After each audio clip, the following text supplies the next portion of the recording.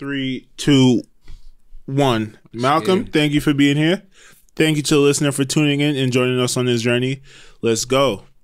Welcome, guys. First and foremost, I want to thank you, Booty, pulling up yesterday, enjoying the nigga birthday with him. Yes, sir. Happy birthday, Slime. You already know the vibes. Those was good vibes. Hell yeah. Y'all niggas is bad at at planning a surprise party, though. Bad. Whose fault it was? I ain't playing it. Who planned it? Your mom did. When she hit you up? She hit me up early in the week. She hit me up early in the week. I don't know what day, but early in the week, and it was supposed to be Sunday. Or so I'm like, damn, I gotta do a back-to-back trip to Brooklyn. Why you say back-to-back? Because we were coming here for the podcast. Oh, you was about to come and then go. Oh, it was initially supposed to be Sunday. Yeah. Okay. So I was gonna come back. I'm gonna come here Saturday and then come back Sunday. I mean, it worked out. Yeah, facts. I mean, the fact that you put it on Friday obviously worked out for you. But I don't know. Yo, y'all had me. I'm not even going to lie. Right? What do you mean we had you? I mean, I was fooled, bro. So first of all, for the listeners, Malcolm, my mom, and I want to say a special thank you for everyone I'm talking about. Malcolm, my mom, Nikila, one of my best friends, her boyfriend, and my girlfriend Kira, and my stepdad Andy. They planned like a little surprise, you know what I mean? I wouldn't call it a party. It was like a surprise little vibe. It was a vibe, you know what I mean? They had some liquor for me. Good looking on the proper 12. Of course. You already know the vibe. Shout out to Kira though. Oh yeah, Kira told you. Yeah, yo, she hit me up early in the day. I'm like, yo, this is kind of weird. She's like, hey, what's your favorite alcohol? Oh, she texted you that early in the day? She called me. I was on the phone with her. Oh, I thought she already knew. Nah, she don't know my favorite. I don't really drink alcohol like that, really. Yeah. I mean, I love alcohol, but I'm not really an alcohol drinker. But whatever. So that was the first, like, I was like, okay, something is going on here. You asked me my favorite alcohol, but I thought she was just about to give me an extra bottle of alcohol with whatever she's getting me for my birthday. So whatever. During the day, she goes ghost. I'm like, all right, whatever. She's like, oh, I'm going to be at my mom's house. I really don't want to talk like that. Like, just like, you know, you're at work. We'll talk later.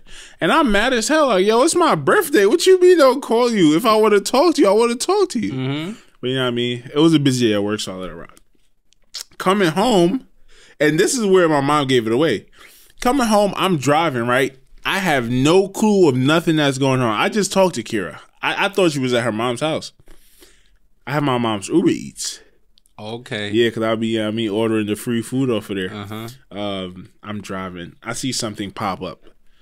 50 wings. What the fuck my mom ordering 50 wings for? Like, yeah, I think it's about to have a feast. But bro, my mom is such a good actor. I called her. I'm like, yo, mom, what's this? Like, you ordering wings? You just said we about to go out. She started playing. She's like, wait, I ordered wings? Oh, yeah. Wait, hold on. Let me see about this. Then she calls me back like, oh, Nick, I figured out what happened. Like, I just pressed the button and I'm like, come on. But I was fooled. Me and my mom do this a lot. We play around a lot. And then, yeah, man, I kind of knew something was up. Then I drove in and I seen Kira's car. So I knew what it was. That was funny, though. When she did the wing thing, she's like, I gave it up. She gave it up. Yeah, no, but she fooled me. She recovered good. Then I seen Kira's car. So then I'm like, fuck. I spoiled my one and only surprise party, maybe ever in my life. Because I figured it out. So I had to put on the active face, man. Yeah, I had to come in and act like I was surprised. I had y'all fooled, didn't I? Nah, you had us fooled. Nah, you did. Nah, yeah, you already know the vibes.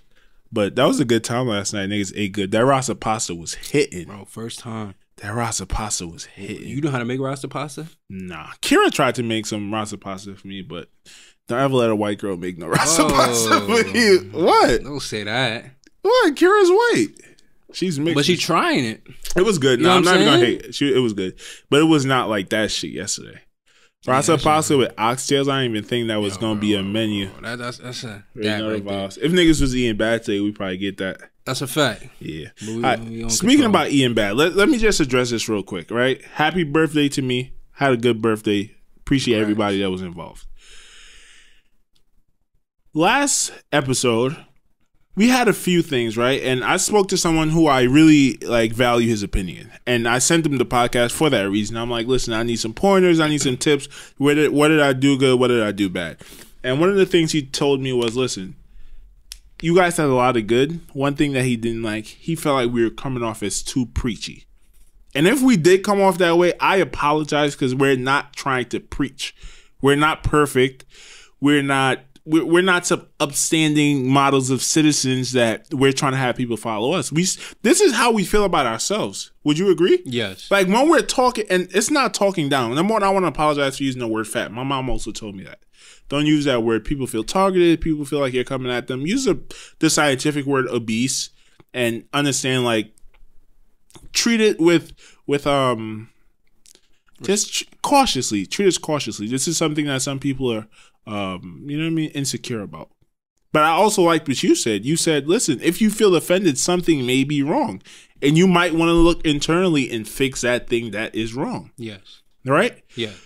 So I want to apologize for that. We're not trying to preach to anybody. We are not where we want to be. Right? And we are hard on ourselves. That's true. So we learn as we go. You got anything to say about that? My take on that is, like, going off the Joe Rogan and Kevin Hart podcast that recently happened this week, is they were talking about that situation. And the greatest thing we have right now is in our pocket is the cell phone. So if you feel some type of way, you have every right to change it. There's no way to make an excuse of why you can't do it. Like you said, you got to start somewhere. Before you walk, you have to crawl. Before you crawl, you gotta get on your knees first. You gotta get on your knees first. Like, literally, I've seen Joe Rogan talk about it a lot of times. Like, if you trying to get in shape, bro, like, obviously we play sports and stuff like that, so we're not gonna be able to relate to certain people who've never worked out in their lives, like certain people who've never even ran in their lives, and they're 100, 200 pounds overweight.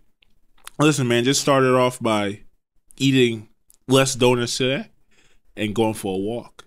It's that simple. Yes. It's literally that simple. Sacrifice something. Sacrifice. That walk could sacrifice that one donut. I had a one donut, but yeah. I walked today. That's progress, y'all. Once again, we are not preaching. I eat like shit. But guess what? I am trying to change it, and I am going to change it. Yeah, I already told Guala, listen, man, y'all see me on this podcast every week.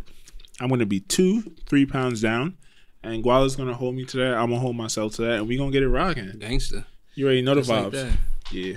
Gotta have that dog mentality. Now, I want to talk about that dog mentality we was talking about before. Okay, let's get into that.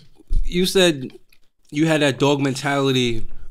You play football late. So me and Guala was outside the studio, and I asked him, I forgot what we were talking about. Yeah. And I said, do you remember when you became a dog in football? Because Guala was that nigga in football, right? Appreciate it. All my friends were. I didn't fuck with niggas who was trash. Yeah. You already know about. But I'm like, do you remember when you got that dog? And you said, did you? Do you remember?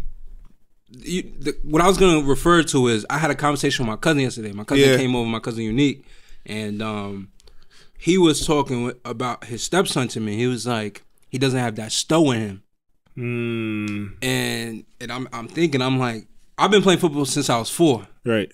But I was playing with a little bit of older kids, but you was definitely at that point you figure out, like, all right, you know, like, motherfuckers gonna tackle you, hit you, you just gotta bounce back. That's what you gotta do. So I guess around that time at 4 years old, I never complained about playing football. I just loved it. So at 4 years old, you was not nervous to get hit? You wasn't nervous to hit people or anything like that? No, you just did it. Really? Yeah. That's some G shit. Yeah. Maybe because I started playing football late. So, and this is what I was trying to tell you. So I played, when I first came to America, literally the first week in America, the first thing I did was I went on Google. I started Googling American football teams. I found this team. I forgot what the name of the team was, but it was like a under 15, under 14, under 13. It was under 13. And I told my mom, like, listen, I want to go join it. I want to play football. Because literally, bro, I'm coming from Trinidad. My first ever time in America. I'm coming to America to live. I put my hand on the scanner because they taking my fingerprints and stuff. The cop said, hey, man, you should play football. You're a big guy. So that's already in my head. Like, you already know. And even in Trinidad, bro, I tried to play cricket. I tried to play soccer, all the different sports. Hold on, quick question. Where was you at when they scanned your hand? In the airport. In the airport? What airport? JFK. JFK? Yeah. He probably trying to recruit you. He probably was a coach. Yes, sir. Exactly. He probably coach like, I need you about squad. What's up? So So he told me that. So it was in my head. So I got home a few weeks later, told my mom, she introduced me to football. I played with a team called the Brooklyn Rough Riders. Shout out to everybody there. I learned a lot from them, but it wasn't really football, bro. It was it's semi-pro, a bunch of kids who played football back in the day. Like, how old were you when you played semi? I was 14. No.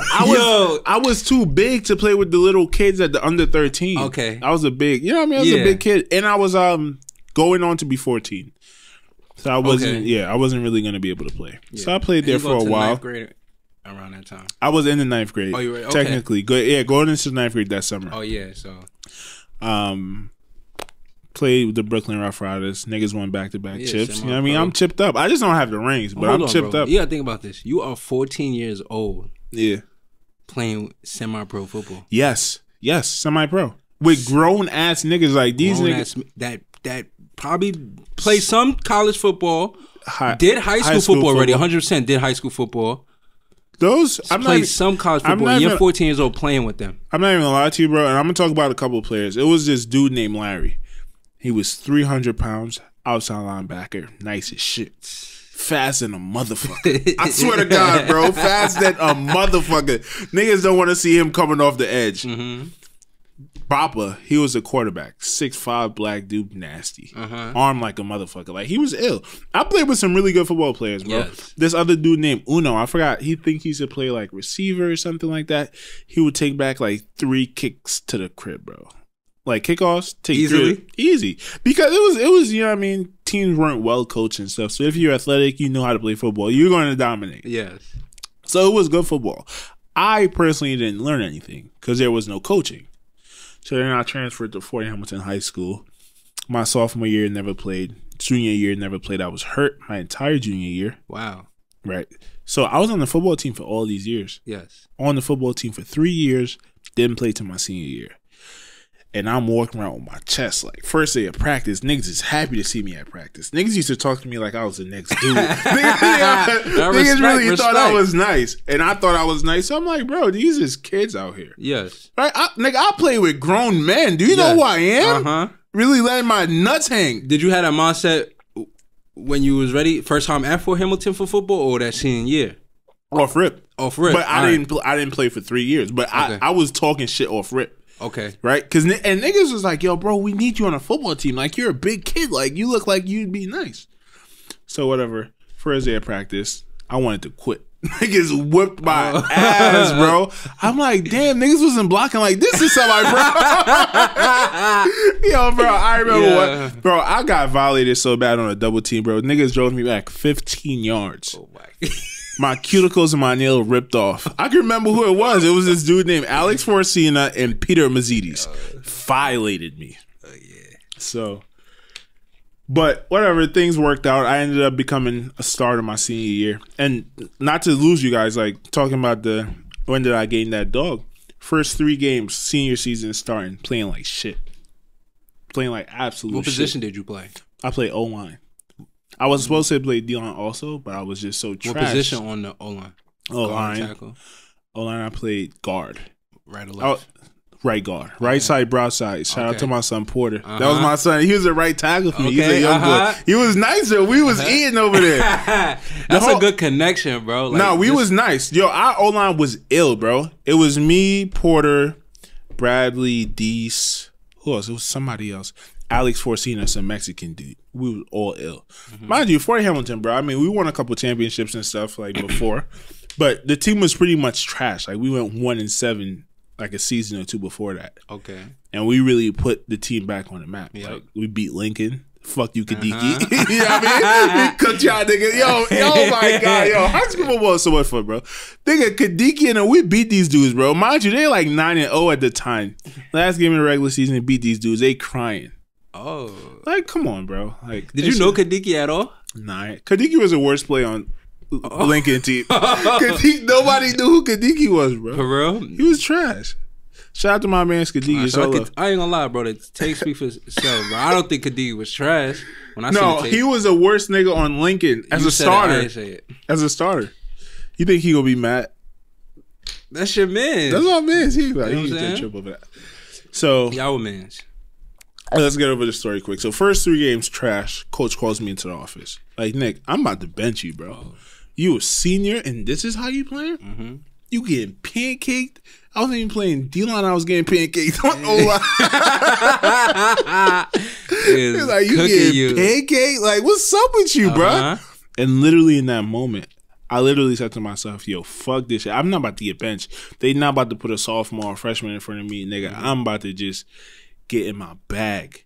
And that I did. Got in my bag.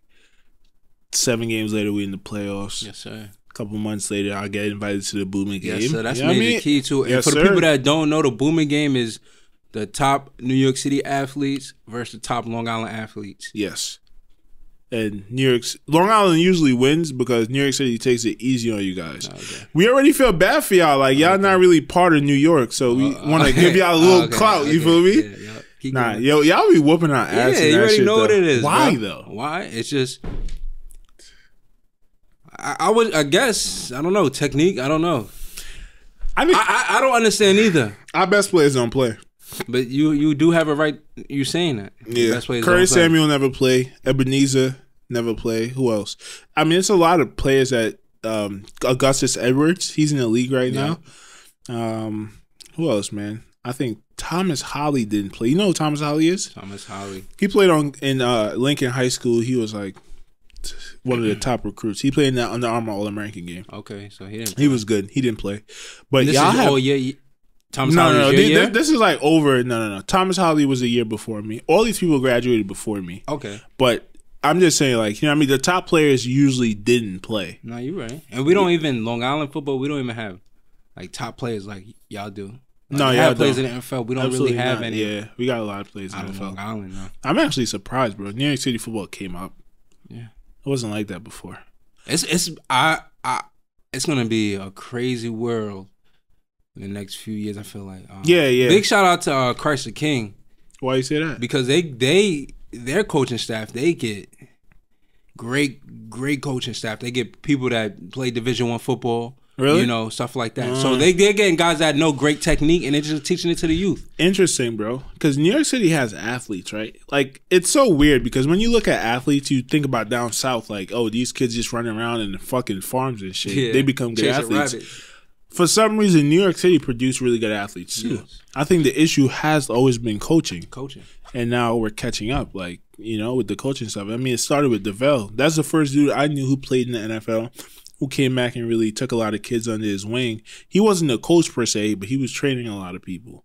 Like, you know, so I think that worked out for the best. But just to close this story off, that day in the office, I said, man, fuck it. Got in my bag and thing. And we was talking about this because I think it was cool just to remember when you flip that switch. Yeah. Right? We were talking about just people becoming determined to do certain things. Like, in life, a lot of people doubt themselves. Damn, I can't achieve that. Like, if I'm 300 pounds, 350 pounds, I can't lose weight. Like, this takes too much work. But it literally takes that one day, change your mindset, and you can literally achieve anything. And that's the basis to the story. Put your mind to anything, you can achieve anything. And making a Booming Game is hard, bro. Especially as a 1-year starter. Yeah. 1 year, bro. 1 year. I ain't gonna lie, bro. I told you this before when we was at school back at Utica College, but you have a story to tell. I do have a story to tell. You definitely have a story to tell. Yeah. And you could tell a story about football right now. You know what I'm saying? Just where you came from, you know, we know a little bit of it. Mm-hmm. You played 1 year of football. You got to the Booming Game, which is every kid dream playing in New York City and Long Island at the end. You know, win a championship, then all right, let's get to the Booming Game. Right. Want to compete with the best of the best. Right, absolutely. And then you go play college football.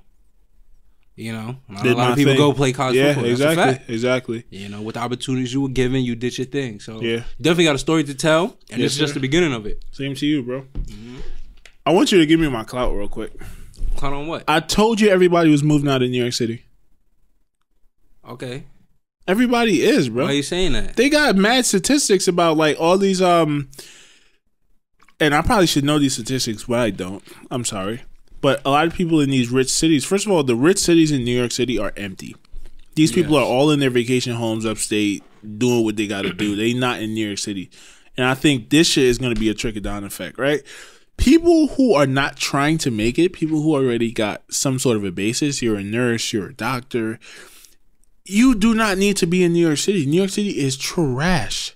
Why is New York City trash? Bro, it's too much fucking people out here, bro. That's a fact, though. You do see a lot of people from New York City. Now, I'm going off the people I have met in Utica that are from New York City. Not saying a lot, but they don't go back to New York City. Bro, like, you are a perfect example. You didn't go back to New York City immediately. Bro, Imani don't want to go back to New York City. Mad people I know that when they get to Utica, Jawan, these niggas do not want to go back to the city. What does the city have to offer? Yeah, it's just too crowded. Same thing with my family, bro. We moved out to Long Island. It's like, yes. We don't want to be back. It's just, you come back, you be like, damn, this is just too crowded. It's too crowded. And what does it really offer? What does New York City offer? For most people. You tell me what, because we had a conversation about this. And you thought that there were certain things you could do in New York City that you couldn't achieve other places. Yeah. I want to know what that is. I was telling you about job opportunities, though. Like, it's because there's so many people here, there's just more jobs and everything. But as we're seeing now, we can do a lot of things online, too. Yes. And since we have the online platform of social media and everything, you could reach to the billions of people. Mm-hmm. Like, you could sell a service online and reach billions of people and still work from home, make money from home. Yes. That's similar. Like, I mean, social media, like, back in the day, the reason why LA and New York and Boston Celtics, why they used to draw the big free agents is because they were the big media markets, right? You needed to be in those markets to get as much attention as you could be. And then LeBron James showed us that just be as good as those greats, and you could be in fucking bum ass Cleveland, and get that same attention. Yeah. So niggas is out of the city, bro.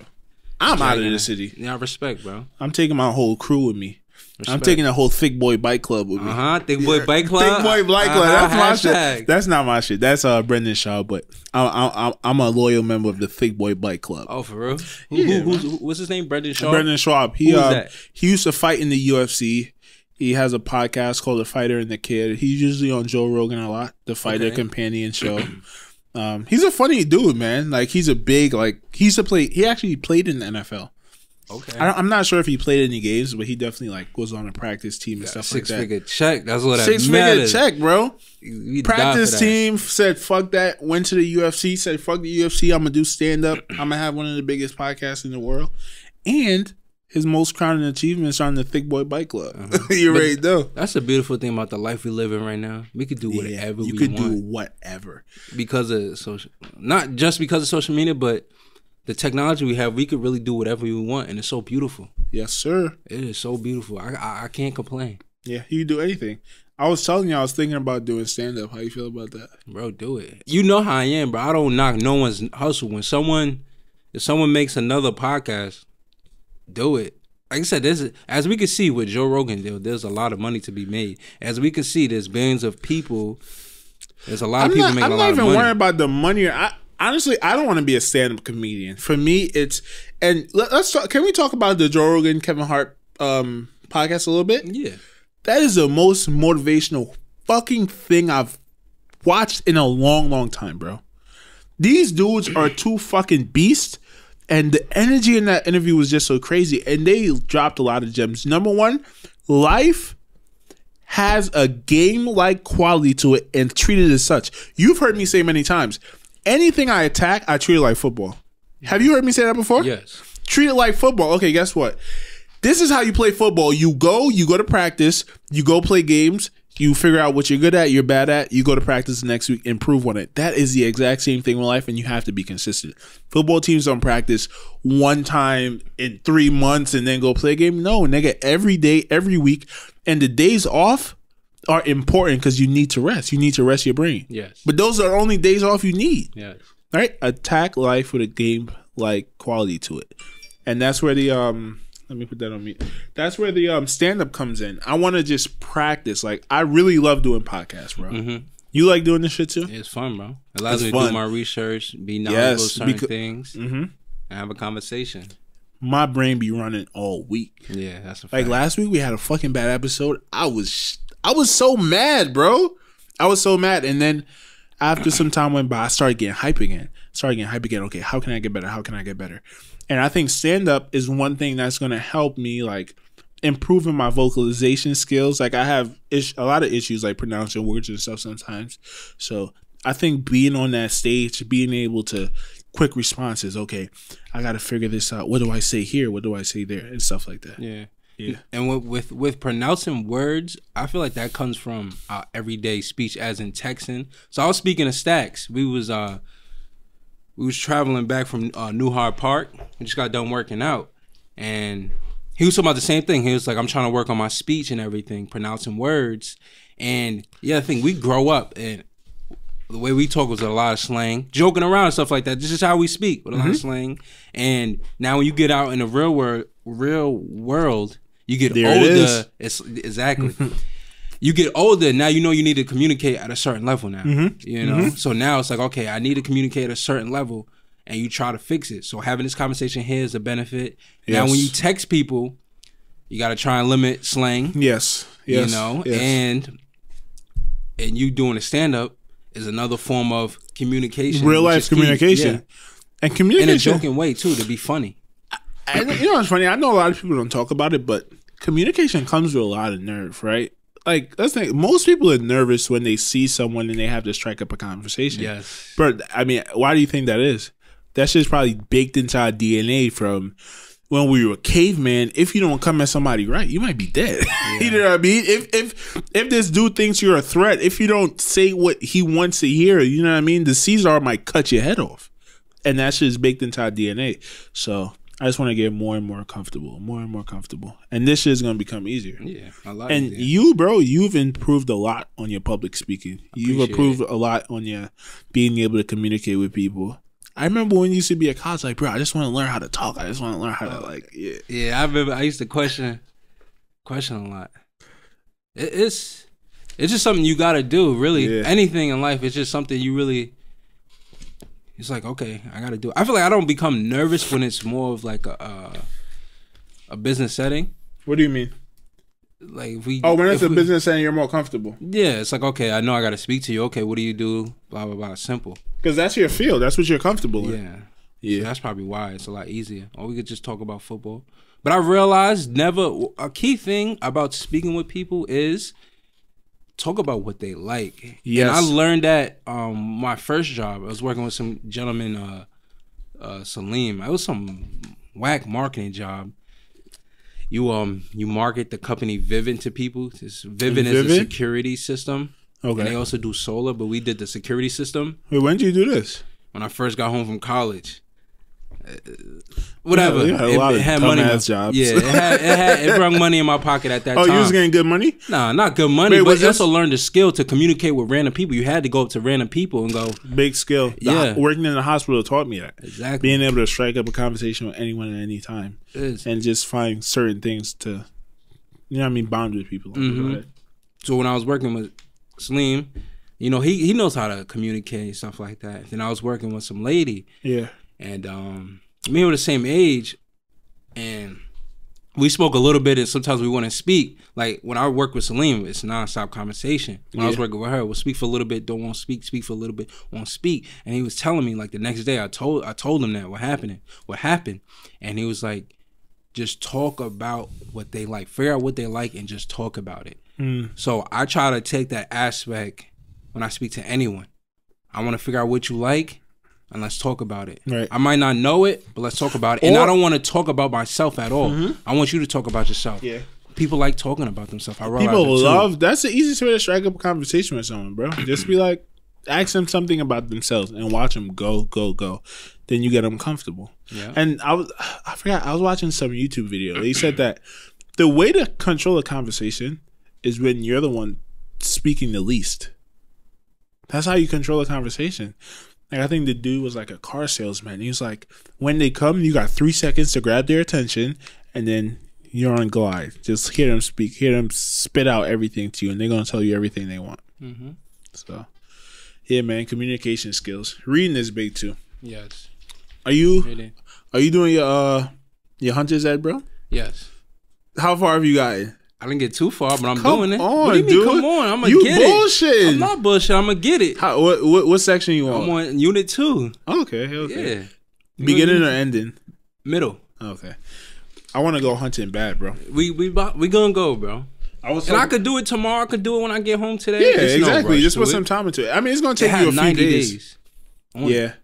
But you want to, bro? I want us to get our hunting license. I want us to go maybe to a hunting range because I've never shot a gun like that before. I've never shot a rifle, so we probably have to learn a little something. I told Tyree, I told Keanu to get their shit. Hopefully they get it. Here's my question to you: You get your hunting license. Are you working to get your gun license? Would you work to get your gun license? But you don't need your gun license to get like a regular hunting gun. No, I know, but would you like guns in your home and stuff? I would. Oh my god, yes. Would you like guns? Guns are. Would you like to glorify guns? What do you mean by glorify? I mean, I think guns are very important, right? Yes. I was actually having this conversation with Kira because Kira's like very anti-gun, very like, oh, get all the guns out of the world and we wouldn't have a problem. And sure, I agree with that take, right? It's not realistic. Yeah. So as a law-abiding citizen, someone who, and I think most people like this, if we get a gun, we're not trying to hurt people. It's to protect ourselves from those that may try to hurt us. Yes. And I said, even if they were to outlaw every gun, bro, criminals are still going to have guns. Criminals don't care about the law. Yeah. They don't care if they get caught with the gun, they're going to go to prison. Yeah, they don't care about that. So, I mean, in that case, I think guns are necessary. Bro, I'm sure if you go on the internet right now, you find a lot of stories where guns saved people's lives. Yes. And those are pro-gun stories. Even if the intruder, even if the criminal had a gun on him, if a woman was able to defend herself, prevent from getting raped, robbed, killed, that's a pro-gun story. Yes. Even though when you look at it kind of way, the other person had a gun. So is it anti-gun? Should that other person not have a gun? But you can't control that. You can't. My take on stuff like that is I would glorify guns. As for safety, though, you know, you look. I don't think glorify is a word you want to say, though. It's not glorify. You support. I support your right to have a gun. I have a gun, yeah. So have my gun license, yes. To have a gun, yes. You see people when I was working at the sporting goods store. You see people buy ammo and stuff like that, and you know you need the ID and stuff like that. But that's for hunting, though. That's it. Do they sell pistol bullets and like dicks and stuff? Yes. Really? Yes. Sporting goods store. Say no homo after dicks. Hey yo. Sporting goods store. Dick's Sporting Goods. The sporting goods store. But yes, people buy ammo. And I remember speaking to one gentleman at the store, and he was saying they need your license to track how many like bullets you are buying. Really? Stuff like that. Yes. Like they track all of that in New York. It's like if they. Well, I know you're not even allowed to bring a hunting gun into New York City. Yes. I don't know. Long Island, is it the same thing? Yeah, I think New York. You can't have a hunting gun in Long Island? I'm not too sure then. A hunting gun? What do you mean by a hunting gun? Like a rifle, like not a handgun or something like that. Maybe hunting gun is the wrong word, but like a shotgun.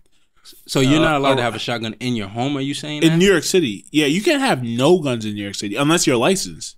Okay. For example, upstate, I could literally go to Dick's Sporting Goods, buy a gun, and put it in the case and go home with it. Oh, okay. You could do that in Long Island. Oh, you could do that in Long Island? But they're not gonna. Then they did in that store that I worked at the store I worked at. They're taking that whole gun section out. Oh, for real? Some sporting goods stores are. Why? Because of the gun laws. Oh, are they strict? Becoming more strict on the gun laws? So I know. Yes, in New York, I believe some stores though, not all stores. Oh, for real? Where you can't buy a gun. So I know they're moving like the bike department upstairs where they sell the guns and stuff. Listen, man, I'm not trying to shoot nobody. I'm just trying to put a deer out of his fucking misery. Skin that motherfucker, put him on the grill, and eat his ass. Yo, bro, that shit gets some rocks off of me, bro. Like that, I feel like, yo, I get so hyped when I think about that shit, bro. Because you're a man. That's what men did to provide for their family. They hunted. Bro. Think about it back in the day, right? Your kid is just born. Goo goo gaga. He in his mom's arms. You looking at them, they cute. But you a caveman, y'all in the cave, right? You go out, make your little bow and arrow. You see a day, put a bullet through his fucking head. You know the type of endorphins is going through your fucking body, bro? Running through your mind. You happy as fuck. Like, oh shit, my family finna survive. Yeah. And that shit is baked into us till this day. Yeah. And that's why I know they said a lot of times, like, you have to be careful. Like, you go hunting for the first time, you see a deer. you get adrenaline rush. Like niggas start tweaking. That's like, damn, I'm about to get my first kill. Like you gotta be careful, yeah. But I just know, man. I don't know. White boy activities, as I told you. That's it's white, bro. It's white boy activities, bro. What man does. Yeah, that's what man does to survive. Black people don't do that in America. But Google. Hold on, I'm about to Google black hunters right now on YouTube. Let's see what comes up. You can Google black hunters in YouTube, but it's not. You gotta think the world we live in. Why do people move here? Industrial revolution. There was jobs. We moved here. We lost that touch. That's what I'm saying. We lost that touch. So, but it's natural. It's natural to hunt. Right. It's natural to have a gun. Why don't you? Why do you think? You know, Stephen Ridley. He was a running back in the NFL. He did play for the Patriots. He's a hunter. Oh, that's where he's from. Yes. There's the linebacker. I don't know the guy's name. Linebacker on the Colts. The Colts. Yes. Luke Kuechly? Not the Colts. I said Luke Kuechly. The Colts. The Colts. The Colts. Indianapolis Colts. Colts. How you supposed to say the name? Yo, you got spit in your mouth, nigga. What the fuck is you doing? You funny. It's the Colts. Come on, man. I'm Trini. I shouldn't have to be correcting your enunciation. Darius Leonard. Darius Leonard. Yes, he's a country boy. He's black. Yes, but he's a country boy. This is how some people grew up. We didn't grow up like this. Bro, so it's not a white boy activity. If you put in black hunter into YouTube, the first thing that comes up is a type of gun. Black hunter longbow. It's a type of gun. Yeah. Somebody. Where's the niggers hunting? That's what I want to see. So look, you could start it. That's what I'm saying. I'm about to start it because look, I'm about to teach my kids a skill, and they gonna teach their kids, and their kids gonna teach their kids, and all their kids, and I'm gonna start my little ecosystem. Yes, it's gonna be the Johnson hunting family. I'm gonna open my own gun range. I'm be in my bag. Bro, we could do that. I need a redneck to take me hunting for the first time. We could go with my one of my coaches. He a redneck? It's not that he's a redneck. He just goes hunting. But is he white? Yes. Yeah. So he's a redneck because he goes hunting. No, he's not. Oh, okay. I want like a Derby type dude to take me. Oh yeah, for the first time. That's a fact. That's a fact. Shout out to Derby. Like, hey Nick, it's a deer over there. We got Ryan Oliver too. Ryan Oliver hunts? I believe so. I know he brought deer meat. I'm not going with Derby. Why? They gonna try to give niggas hickeys and shit. What you mean hickeys? You ain't hear about what Derby and they mans gonna be doing? No. Come on, bro. You're on the fucking football team. He told us that when him and his boys get together, they give each other hickeys. Oh, okay. You don't remember that? I think I do, but we're not going hunting with him then. Yeah, you gotta be careful, man. They try to get you out there. Yeah, they do. Black people already going through it with whites. Yeah. Try to get no hickeys. That was my fear. It's like we really can't go with no random. If we we have to go with someone that knows it. Obviously, we don't know shit about hunting. Shit. But if we go with a random, he could really just be like, "Oh yeah, I'm about to kill y'all, niggers." Right here in the woods. That's the scary part. But that's what first time we are not going with a random. No, absolutely not. We gotta do a background check on him. But let's get serious. What are you gonna? Let's get serious. But I want to go back on the me saying glorified guns. When I say glorify, it just when you see people with. When you see black people with guns, it's a thing with pride. You know what I'm saying? It's something that, like we said, a lot of people came here because there was jobs and everything, and we lost the touch of hunting, having guns, having protection. So like I said, bro, it's a form of protection. It is a form of protection. And it's a form of protecting your family. Yeah. You understand what I'm saying? You know, don't come over here and mess around. Yes. Don't mess around with us. Yes. You know, we have it. And I'm not saying you get it just for that strong mentality, but we're using it to hunt, which is a man's skill. To hunt, to provide, and protect, and use it to protect. Yes, you know. So that's how I look at it when black people have guns and stuff. Okay, it's a thing of protection and pride for his family, and it's a good skill to learn. Like Derek Grace, he teaches his family it. Okay, and stuff. You know. Can we get serious for a little bit? Yeah. Let's talk about the George Floyd situation. George Floyd, yes. Rest in peace to George Floyd. Rest in peace to George Floyd. First and foremost, if you guys live on the fucking rock. You haven't heard what happened. George Floyd, black man, lives in Minnesota. Is it Minnesota? Yeah, Minneapolis. Minneapolis. Was killed.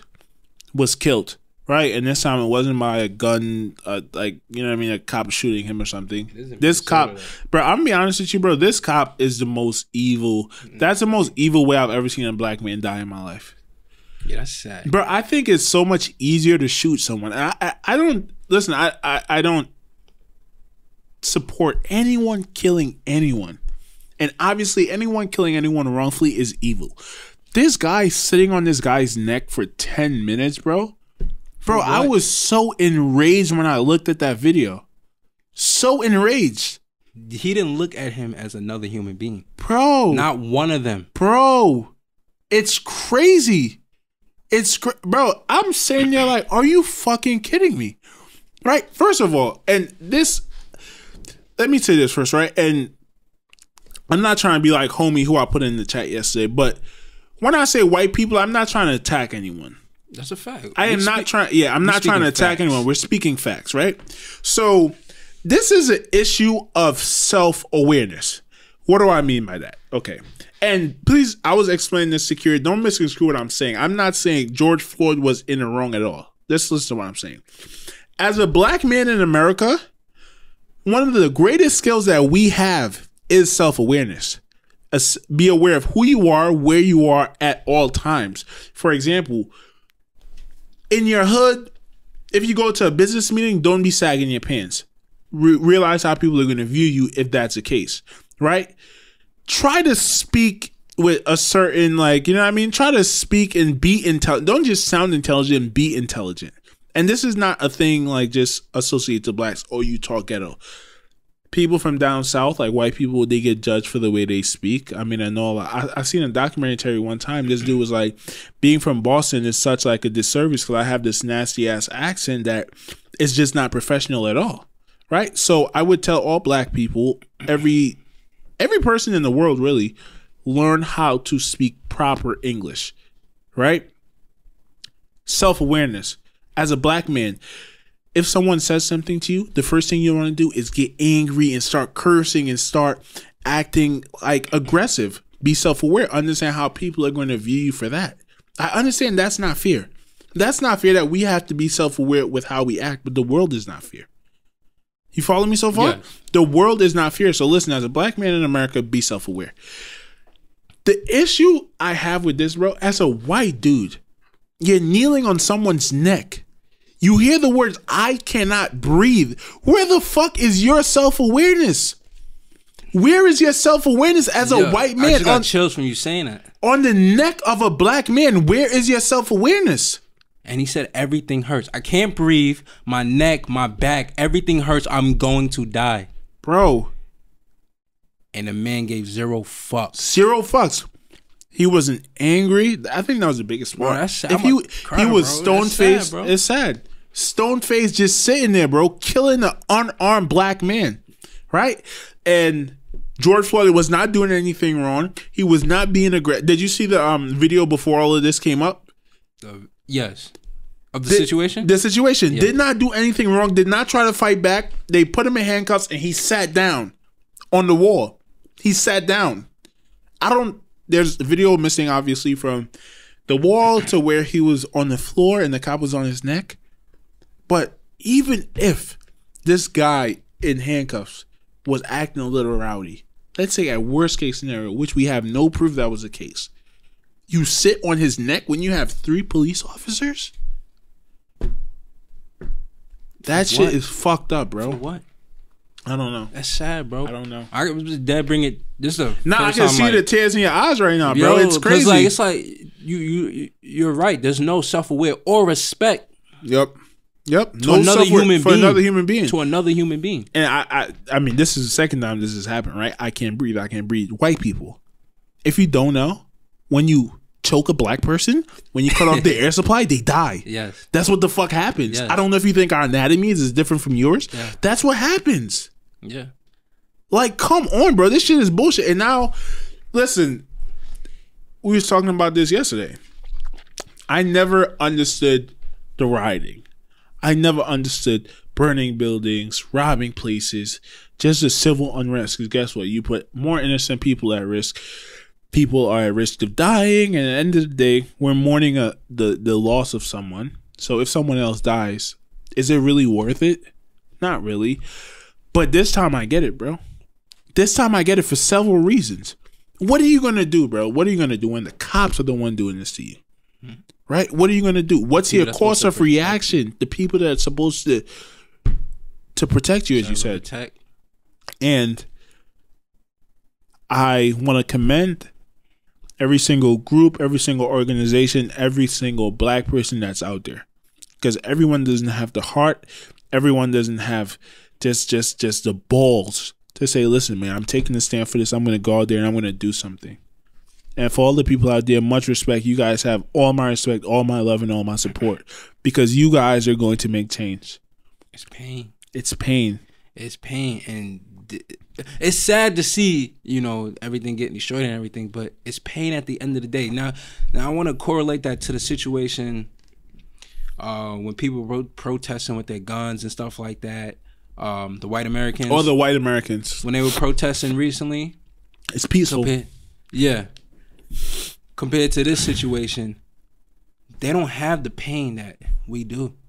And I just thought of this now. There's no pain to it. But behind that lashes, that's a recent pain. What the people experience right now is pain that they felt for all their life, and there's no other way to respond. It's coming out, and you can see it, There's no other. What way do you want us to respond? It's like you back a tiger into a corner. Yeah.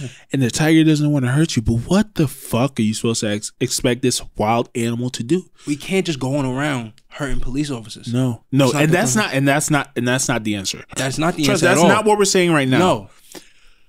You can't go on social media and keep tweeting about it. Yes. You have to do something physically to alert people, and that's what the people did. They alerted the people. You understand what I'm saying? They alert the people. And they are alerting people. I'm so happy, man. I'm so happy. Did you see what's going on in Brooklyn right now? No. Let me show you the video real quick. It's fucking public and civil unrest, bro. And I'm not gonna lie to you. The NYPD is a little different. You probably really don't want to fuck with the NYPD. It was whooping this dude's ass. For what? Nah, they was rioting. He started beating him? Oh my goodness.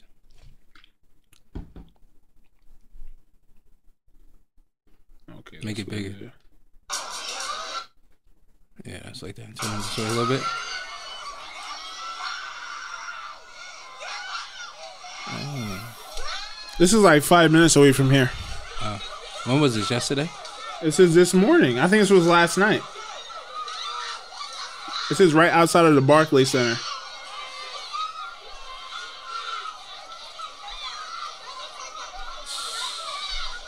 For anyone listening and they're unable to see it, it's just there's a lot of people. A group of probably hundreds of people.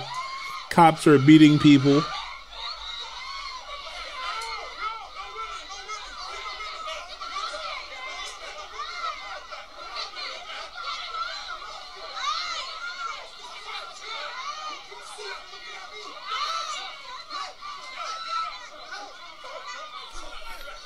Look, he's on. He looks like Odell, doesn't he? It's a lot of tests. I hate that shit. All right. So basically, you've seen that. This is about a few things that I want to. First of all, shout out to Sean King, bro. I've always heard about him before. Never really did anything. He is about action. Yeah. You know about him? A little bit.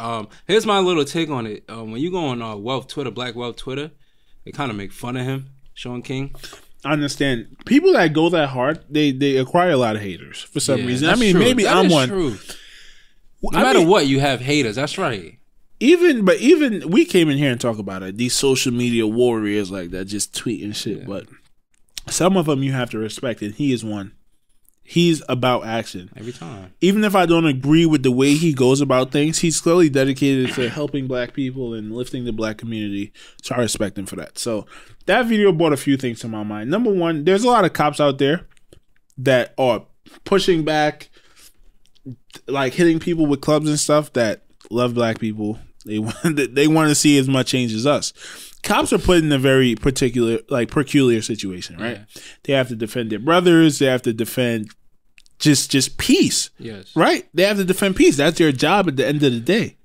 Right? Even though they're black, even though they may agree with you, a cop can't take off his uniform and say, fuck it, I'm going to ride with you. Yes. Right? That's unhonorable for what he does. Yes. Just like a military vet, they go to war, even though they may not want to commit to doing the things they have to do, You get trained. Listen, you're with your brothers. Your brother's life depend on you. You have to do what you have to do to bring everybody, or at least most people, home safely. That's a fact. No, yeah. So that's the number one thing about this. But this is just crazy. What's the caption on this Instagram post? The caption says, the NYPD was brutal all over the city today. This is close to our home in Brooklyn, near Barclays. Police just beating and mauling anybody they can. NYC mayor continues to lose control of this police force. Sean King, I don't agree with that. Like, end of the day, it's people are protesting. There are a lot of people coming at the cops.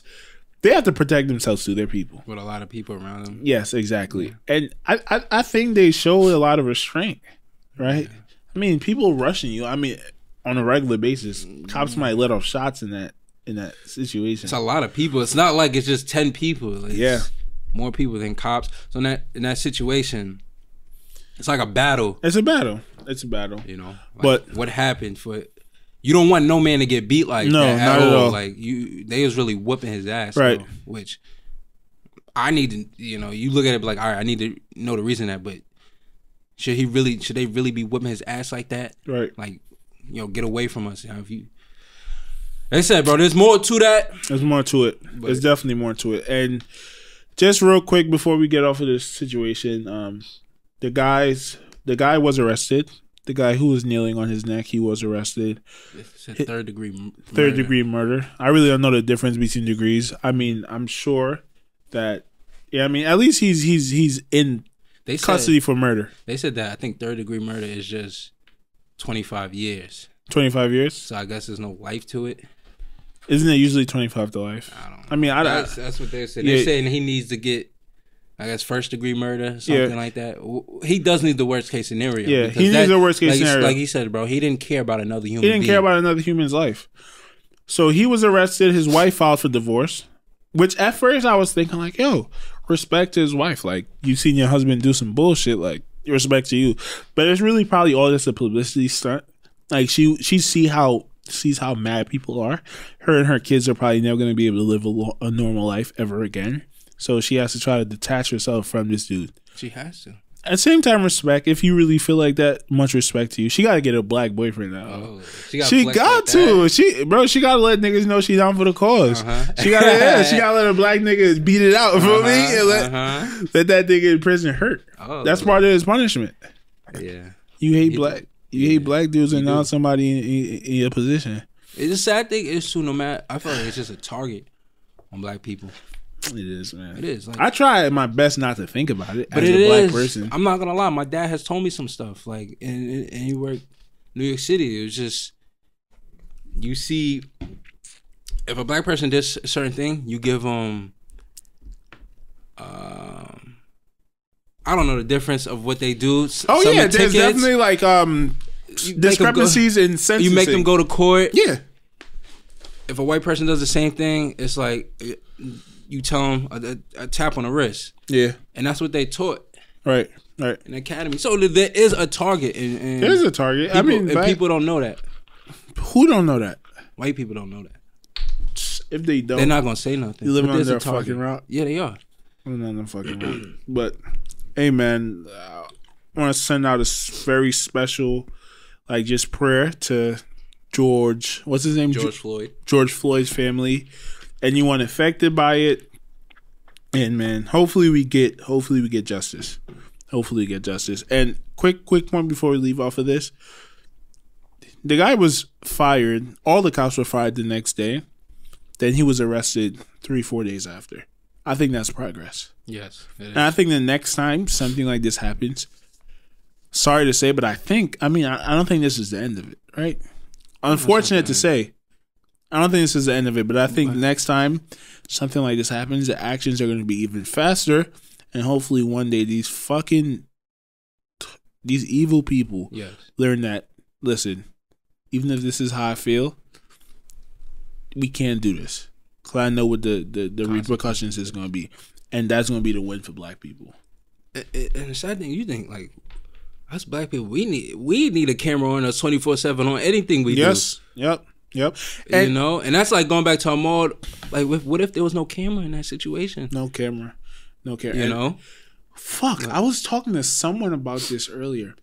okay, so we was watching a Dave Chappelle stand up last night, and I actually thought about this. He had a joke where he was saying one of his best jokes where he was like, the cops would just beat black people and they would sprinkle crack on them and then be like, oh, let's go away and make it seem like he was a crackhead. Mm-hmm.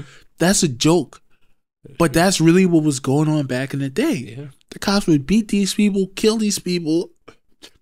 I don't think he was literal about sprinkling the crack, but you would just find a dead black man. Yeah. Right? And no one would know what happened. No cameras, no nothing. And it's an organization going to protect the man. Protect him. He's going to be protected. I mean, people might not even know what happened to that black dude. They just know someone is on the street dead. Yeah. Someone is on the street dead. No camera.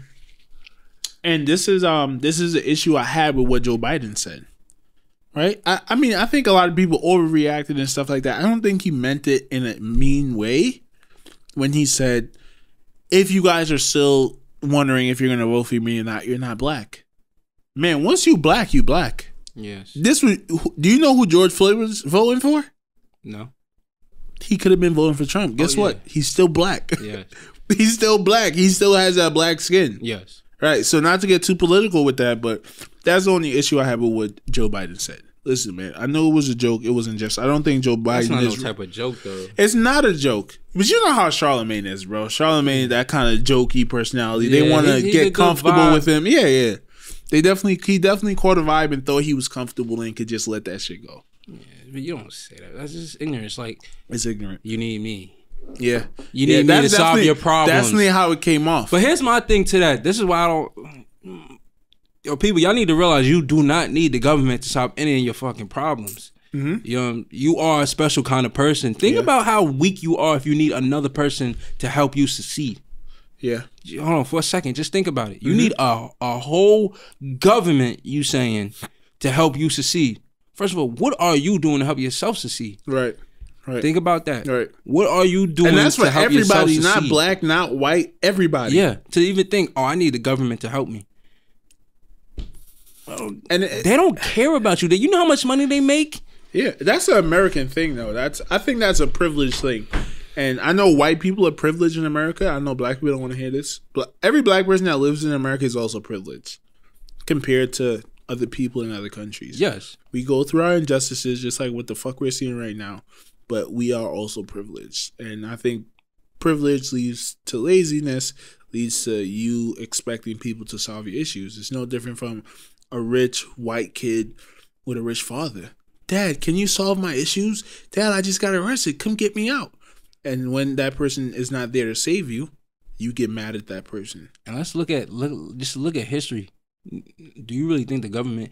Yes, they have made progress, but do you? Come on, at a certain point, it's like, all right, you start questioning, like, bro, it shouldn't even take this long for the problems I'm dealing with. It can't be the government. It has to be me. It has to be me. The person that's looking in the mirror. I mean but we're talking on certain situations. Yeah, I mean, it's a book about that. Yeah. It's a book with what's his name? I can't remember this guy's name. I think it's called Outlier by Malcolm Gladwell. Yes, Malcolm Gladwell is a great author. Guys. Great author. I need to read his books. Yeah, more of his books.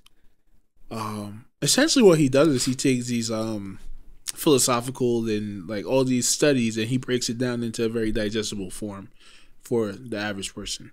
All right. One of his books is called Outliers, and it really deals with this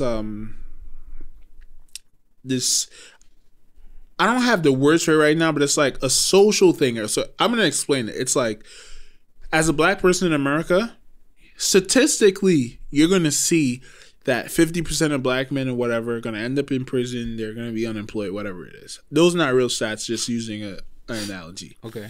And as a black person, you know, okay, 50% of people are going to fall into that bucket. But as an individual, you could allow yourself to not be a statistic. You understand what I'm saying? Yes. Like, as an individual, you could become Jay-Z. You could become Oprah. And any individual technically could do that. Yes.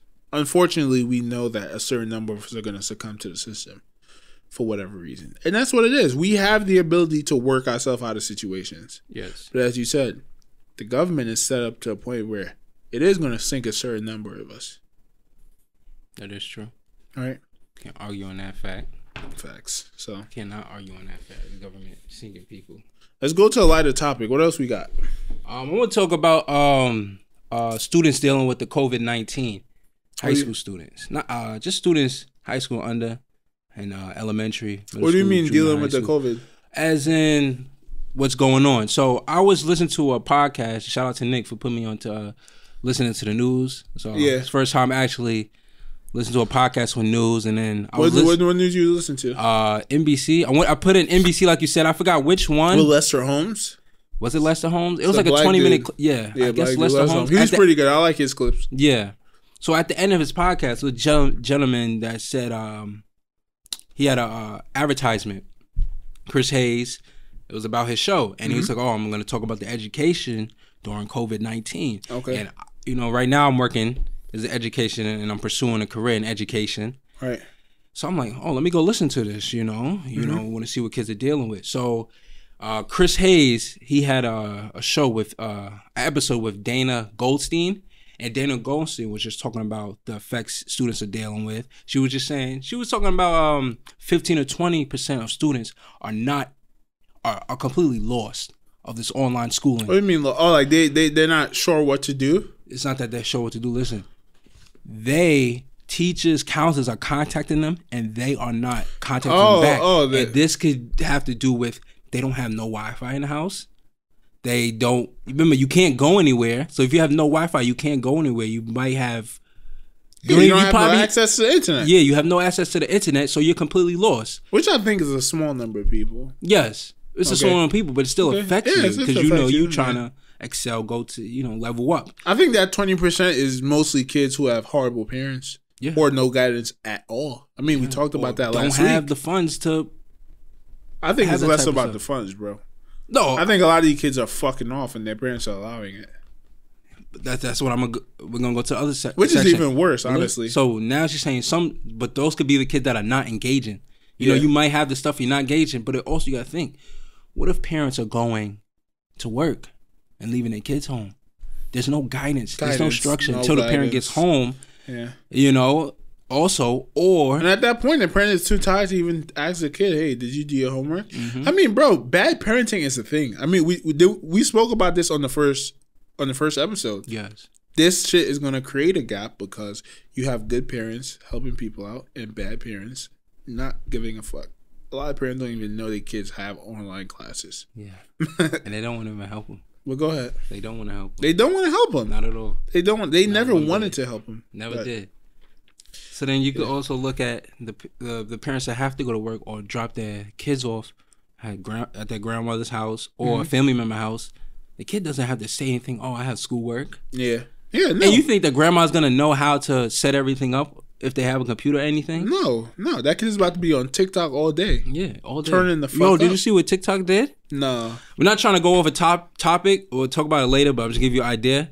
They recently posted saying TikTok deleted all hashtags that were George Floyd and everything. Whoa. So yeah, anything like that. So as African Americans, Black people, we should not be supporting TikTok. What? That's Are disrespectful. You serious? Yes. So, but not to go off topic. We'll talk about that after. So going back to the COVID-19 for the students. Also, we're talking about. Let's talk about tablets. Parents could have one tablet in the house. Right. So it's a sad thing. And then they were talking about the progress that can happen when school does open back up.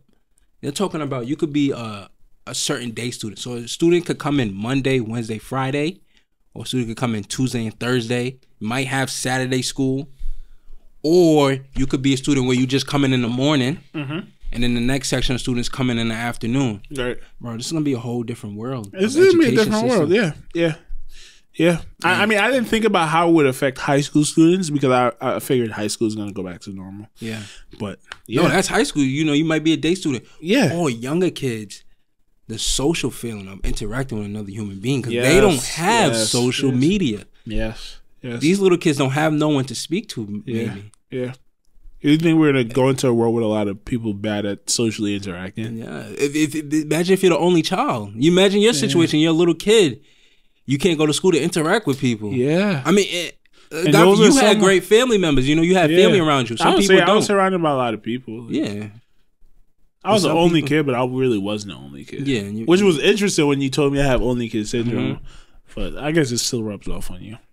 I still I mean, know you I was live my with your mom's. mom. Yeah, but when you were back home, I feel like you have a lot of family members. You're a big family together. Right. So I didn't really have that only kid experience you was talking about. Yeah.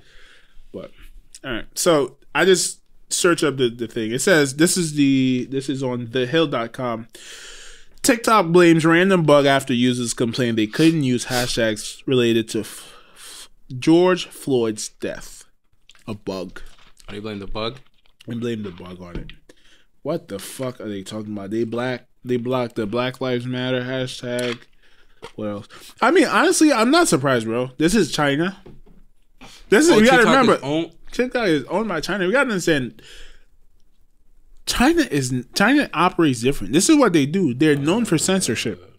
If you live in China, you really can't Google whatever you want, whatever you like. They censor heavy. So I'm not gonna get too up in arms about the TikTok thing because I understand. But now they're unblocking it because guess what? You can't lose that American audience. Yeah, you need that. That American audience is what makes your shit go. That's scary though. That China. Yeah, China is full of censorship, bro. Yeah, they own it. That's why a lot of people said. I think Donald Trump said it. We shouldn't be downloading TikTok because they're using it to spy and tap into American culture and That's why I just seen that. I'm like, oh, well. It's scary. A lot of people are using that. Yeah, I never use TikTok, and here's my reason why I never use TikTok. Because you're a fucking grown up. Yeah, bro. That's really. What are you talking about? It stops right there. I wouldn't even allow my little kid to do it, bro. That's sad to wake up and go scroll through. You know what's already sad is I wake up and I already click Instagram before I hit my messages, seeing my lady texting me, or I know I need to text my lady. Good morning. I'm gonna go fucking 10 to thousands of people before I text the one I see every day and the one I love. That's sad, actually. Yeah. But you shouldn't even text your girl when you wake up in the morning. Though. You say you shouldn't? Yeah. Why? Text my lady good morning. But off of that, motherfuckers wake up and the first thing you do is TikTok, and you don't need. All you do is click the app, and your life is you just.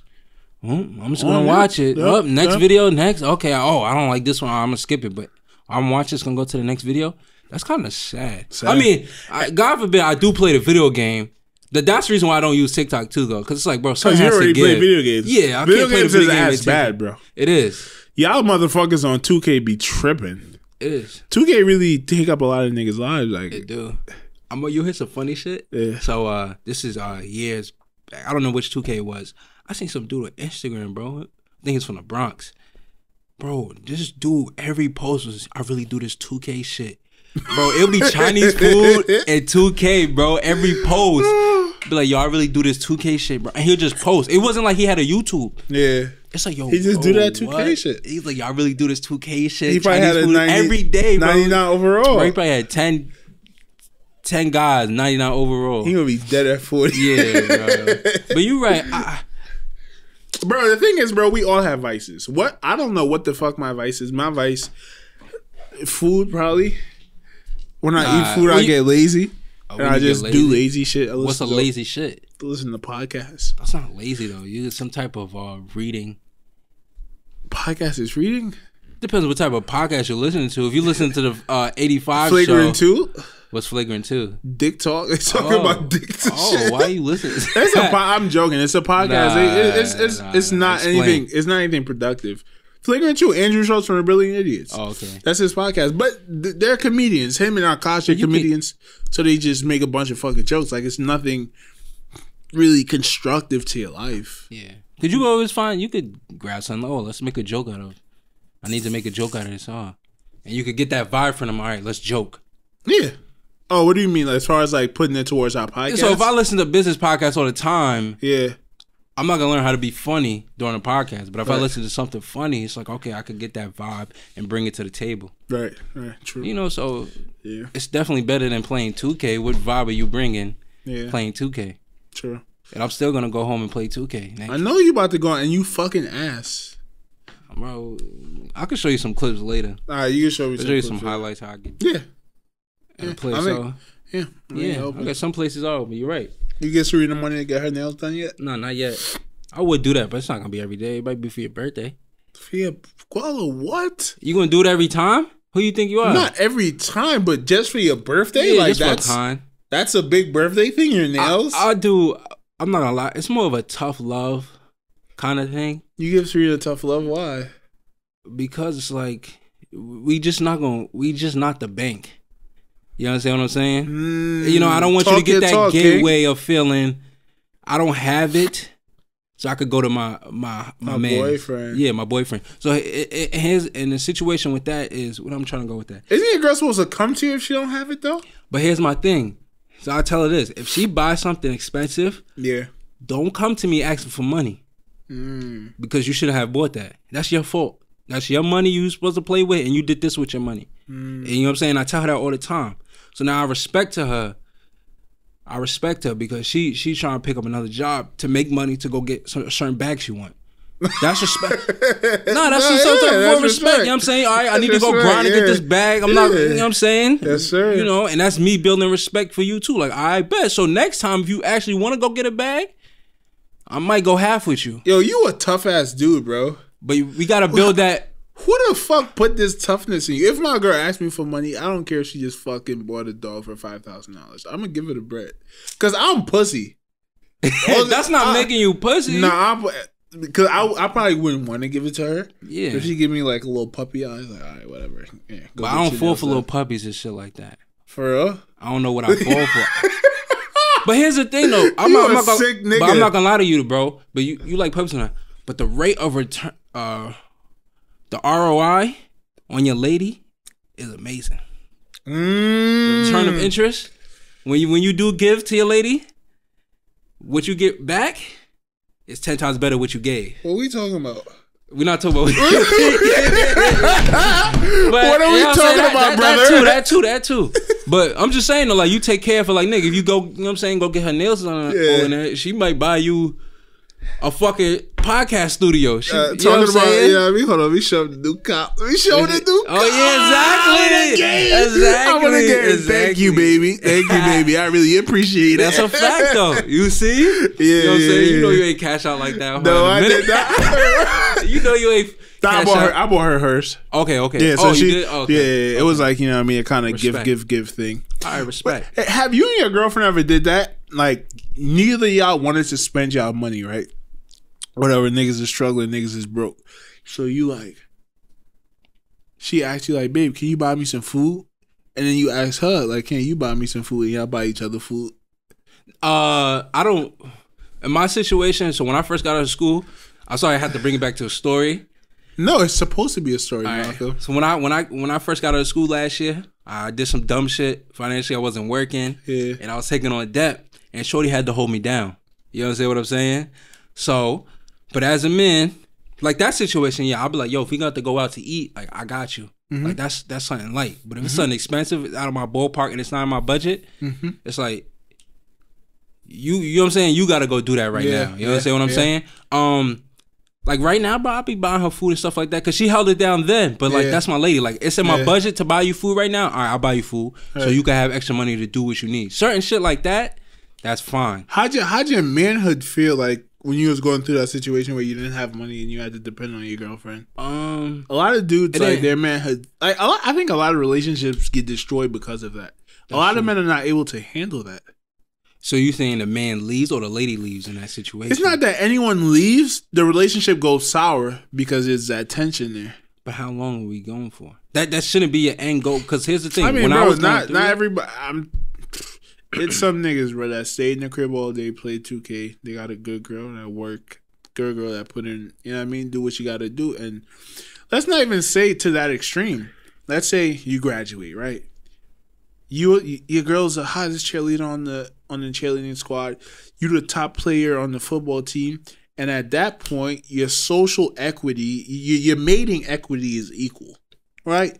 Football player, handsome, in shape, beautiful cheerleader, lady. Beautiful, hot girl. Mating equity is the same. Yes. Y'all move on in life. After you think you was going to the league, it didn't happen for you. You got a job working construction, whatever, good job. You're a man, you're doing your thing. You're providing for your family. Your girl ends up becoming a lawyer, and she's climbing up the ranks. Now she's making $100,000, $200,000, $300,000. Y'all love each other like hell.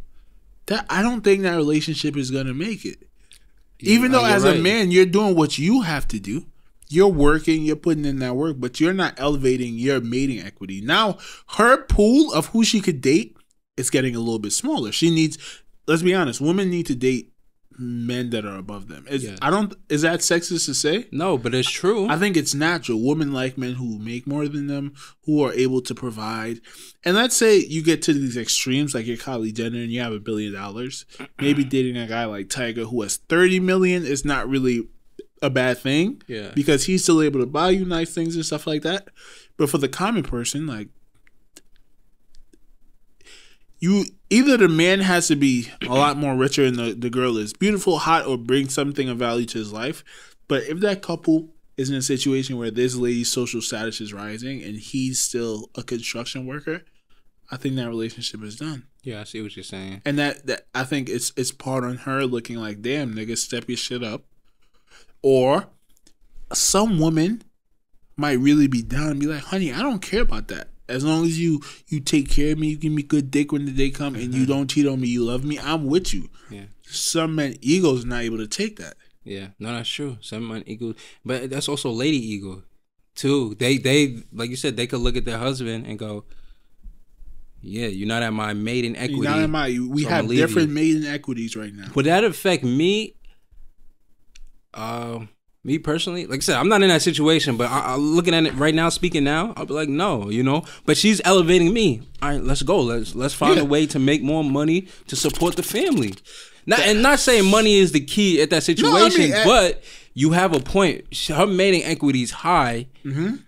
I need to find a way to be up on that mating equity. Like, you know, right now you probably feel like you could elevate your lady in a certain way. Yeah. But at that point, if she's doing everything correct, she's elevating you, she could look at it as like, okay, I'm just here to elevate you. There's no problem to this. This is a fuck, or this is a problem. What are we going to do here? And that's why now I try to, you know what I mean, hold Kira down, like, if anything, like, just do little things for her.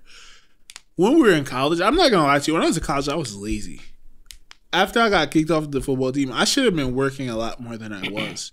Right? And Kira was working a lot. She had 2-3 jobs. She was working on campus, even though all her jobs was bullshit. Mm-hmm. Right, these on-campus jobs are bullshit, bro. You go there, you do, you know. Yeah. You go there, you do work, and you get paid for doing homework. But she had her jobs and stuff. She would do babysitting back home, and I never really had a job. And she used to get on me for that. And you know what I mean? I felt that ego being pinched a little bit inside of me. But I mean, my mindset is, listen, all criticism, especially from people who you love, is good criticism. It's constructive criticism. Yeah. And I use that to fuel myself to, you know what I mean, start working harder. But I always knew after college I was going to become a hard worker. You know what I mean? You are a hard worker. But it was embedded in you since you played football. You had to think about it. You had that talk after the fourth game. Third game. After the third game, and you turned up like, all right, son, got to switch. Yep. And that's what happened when I graduated college. You got to switch. Bro, when I first graduated college, I was wilding. I had like 4 jobs. I was wilding. I was like, yeah, this is ridiculous. I remember one day I worked. So I was working at American Eagle, and we had floor set, which is at night when you come, you put out the new clothes and stuff like that. And I was supposed to work there from 9 to 5 in the morning. I hit the manager like, listen, this is when I was starting my new job at the hospital. I hit the manager said, listen, can I leave at 3 because I have to be somewhere at 7:30 that morning to go to work. So I would work till 3, drive home, go home, sleep for like 2-3 hours, and then go do a 12-hour training shift at the hospital. And I did both of those back-to-back days.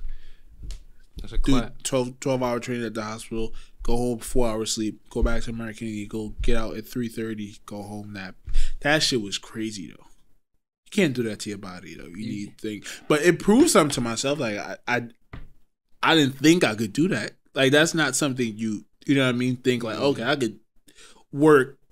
In 4 days, I work more than 70% of the time and only sleep for like 10% of that time. Like, it's crazy. How'd your body feel? I could remember. Bro, honestly, I was just running on fumes at that point. I would get a sweet ass like Dunkin' Donut coffee. So it would kind of help me out. That's good. It was tough. But you have to go through those phases. You have to as a man, bro. And that's why you got to push yourself. Everybody could do that. Everybody could do that. It's just the mindset saying, okay, I'm going to do it. You get through it. And that's why these shifts that I work now, bro, they're so easy. They come easy. Because you did it. You did something harder. Hey, you did something harder. And I think that's the biggest lesson for pushing yourself. Push yourself past the level that you even need to use so that when you come back, that level is going to be easy for you. And if you ever need to push yourself, like, you got that in your tank. You got that in your reserve. And you're supposed to grind like that in your 20s. You're supposed to. It's supposed to be hard. Yeah, I think we don't come, you know, you have different situations, but it's not like money's coming passed down where you could do this and chill. Yeah. You know, like I know once I'm done with this substitute job, which is real soon, because June's coming, school's over with. I have to grind. Like I have to. And yo, shout out to my man Antonio Scala. Big shout out to him. Shout out to Scala Ballas. This man paid for school on his own.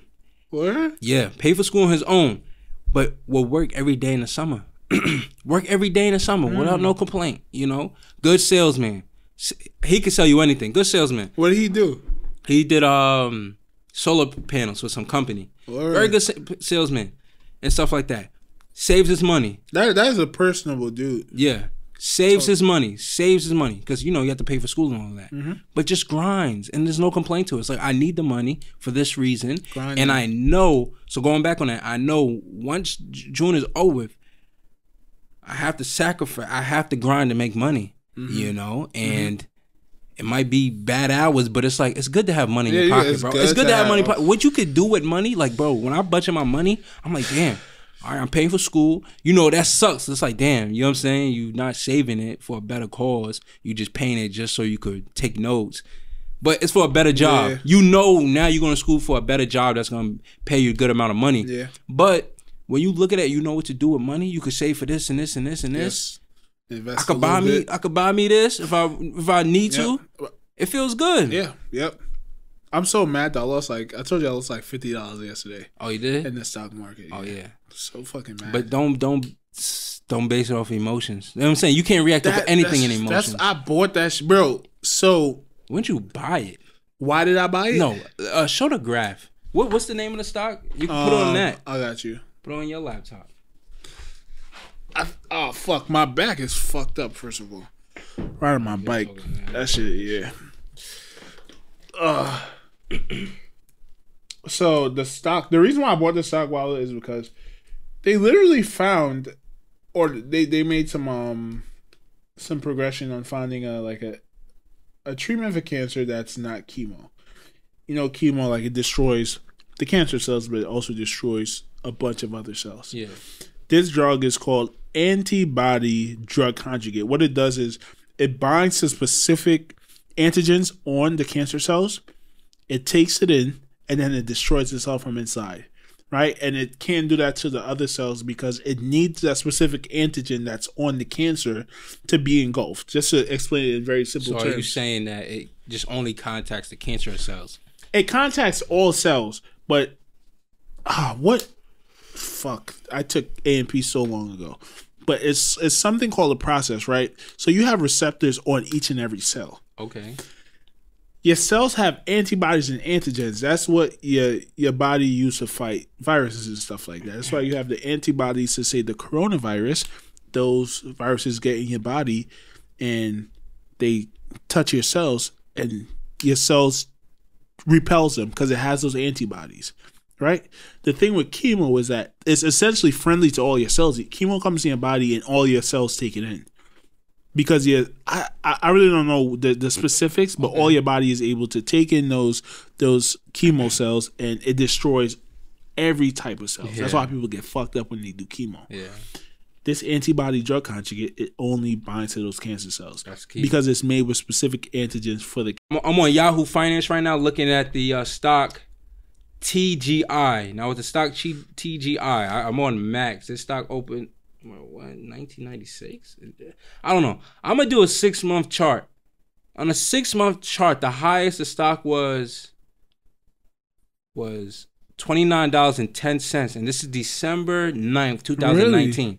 Yes. $29? Yes, it was $29. So people lost a lot more money than Nick did.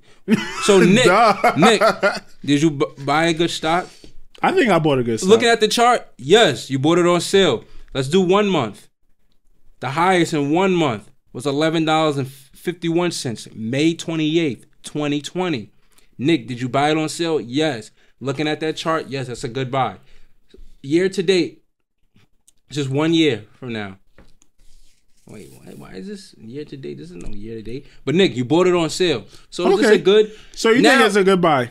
Yeah, it's a good buy. But if, we could get more technical and look at the financials of which type of money they have. But here's the thing. We know that because of the coronavirus, a lot of things went down. So you bought it on sale, which is a major key.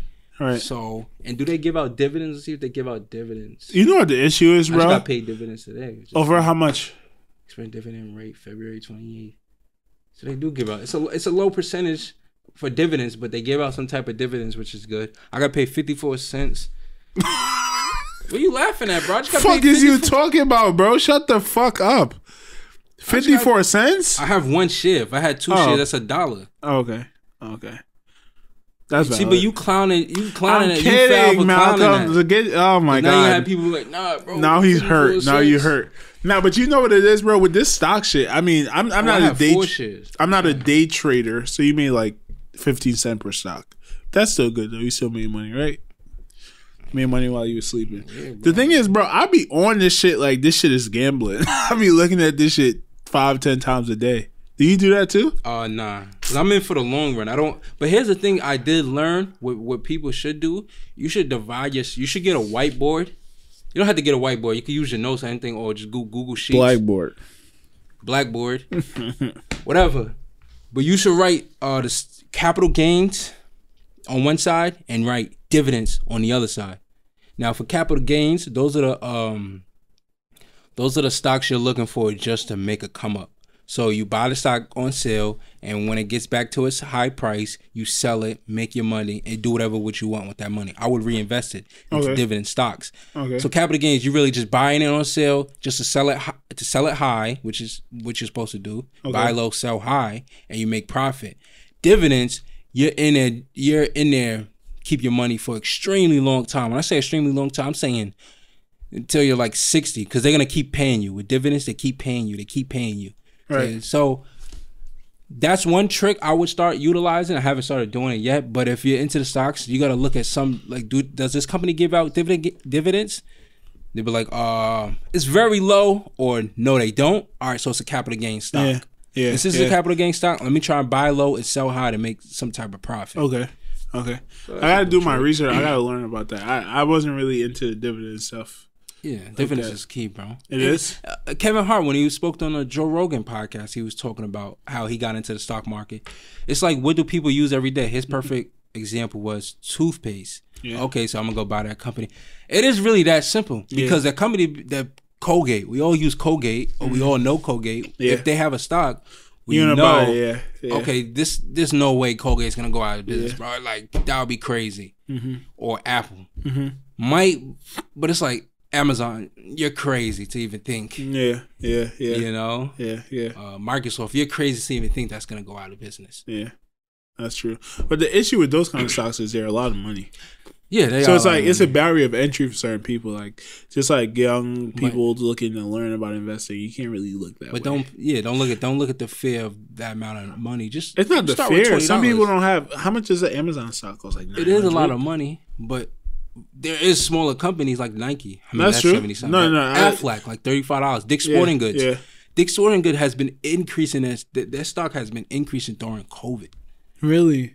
Bro, Dick's Sporting Goods has no competitors in New York. Really? They ran Sports Authority out of business. We had people from Sports Authority come in to work at the sporting goods store. Modell's is about to run out of business. How is Modell still even around? Yo, you know that was my favorite store when I first came to America. For real? They had the fly cheap Nike tees, the calm low. You know what I mean? You get your little Air Force Ones and stuff over there. I swear to God, bro, it was one point where I thought, like, yo, I would never ever have to go to another store other than Modell's. They got everything for me. Yeah, that's a fact. I think they were selling Levi's in there, huh? You probably bought a helmet for yourself. Oh, for football? Nah, to wear the. To wear around. You trying to say I'm a retard? No, I'm just. Nah, you know what's funny? I was a fly bummy nigga when I first came to America. Why you say that? I used to wear a lot of fake Chewies. Like, where'd you get fake Chewies from? From the African spot. I'm dead ass, bro. It was a little African spot. You get like 5 Chewy jeans for $20. Oh my god! And what made you think, yo, I have to do this? And this is the.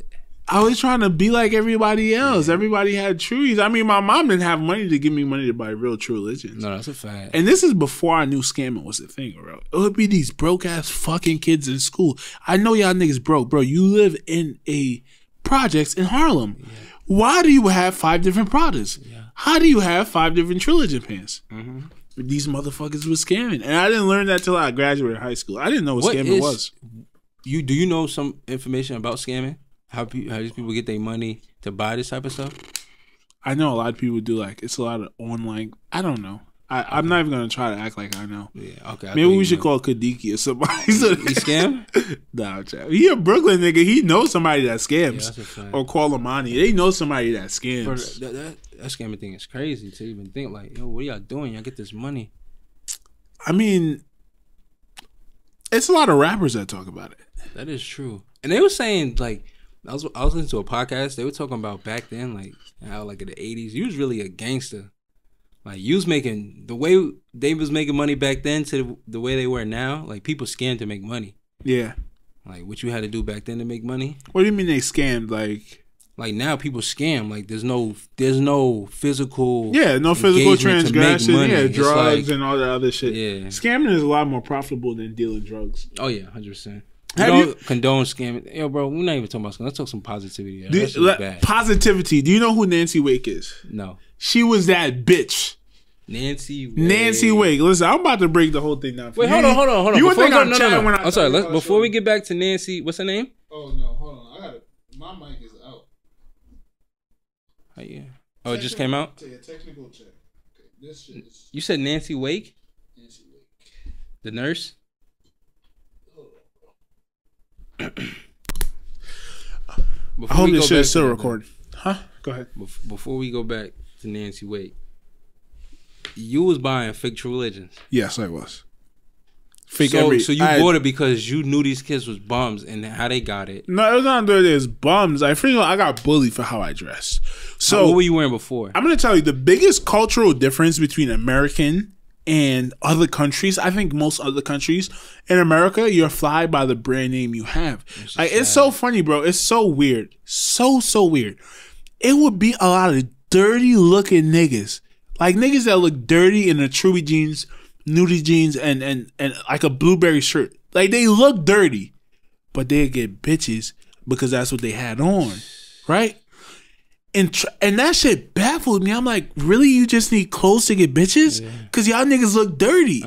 In Trinidad, a lot of Caribbean countries, as long as you had something that was new, as long as you had something that fit you nice, as long as you knew how to put an outfit together, that was fly. Niggas didn't give a fuck if it was USPA, if it was a Walmart brand. My nigga, how do you look? How do you present yourself? Does that shoes go with that shirt, with the jeans, and you got a nice little bit of gold on? Right? That's what it was. So I came to America. I'm wearing USPA. First thing I copped.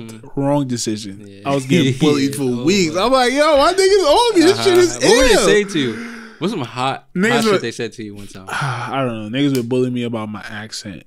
Niggas would bully. That's why I had to lose my accent. I was just talking to a family member about this.